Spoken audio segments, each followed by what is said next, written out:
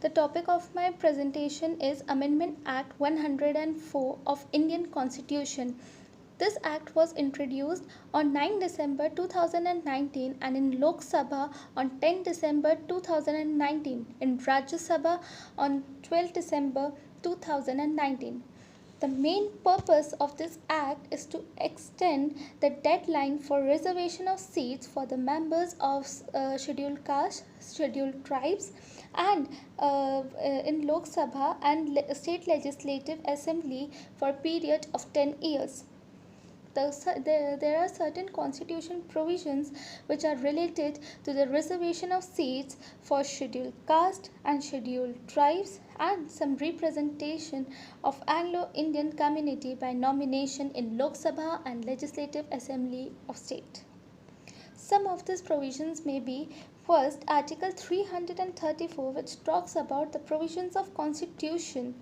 Here, Article 334, Clause 8 talks about of 10 years, whereas 334, Clause B talks about the Anglo-Indians are going away for time being. This have been provided for a period of 70 years since the enactment of Constitution was expired on 25th Jan 2020. This bill seeks to extend the reservation of scheduled caste and tribes by another 10 years till 25th Jan 2030.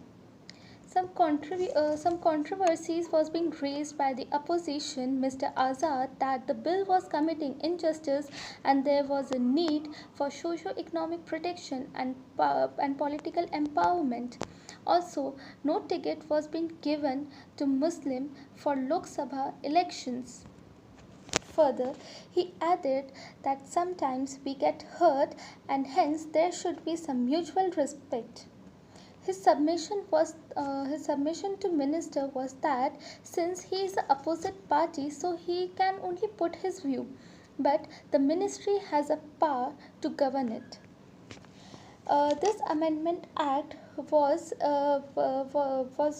voted in favor of 335, while 0 was against of it.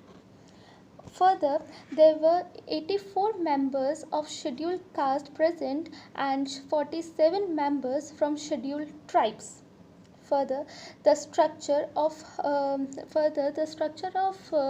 House of Vote was now as 552 votes, out of which 530 was from state representative, 20 from union territories, and not more than 2 from Anglo-Indians.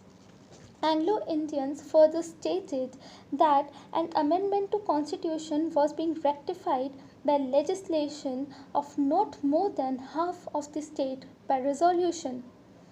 Further, the amendment does not go away with the provisions of this. Now, there were few more provisions related to scheduled caste and scheduled tribes articles, like Article 46, which talks about that state shall promote some special care to education and economic interest of weaker sections. Third, Article 16, Clause A, which talks about reservation in matter of promotion. Next, Article 335, which talks about claim of members of scheduled caste and scheduled tribes shall be taken into consideration.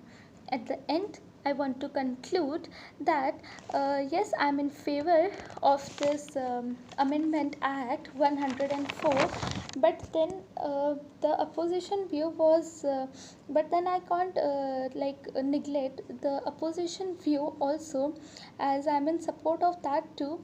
But yes, whatever the government has done is with the interest of is with the due interest, and definitely there will be no injustice, and yes, it was in the interest of socio-economic protection, and yes, a political empowerment was there. Thank you.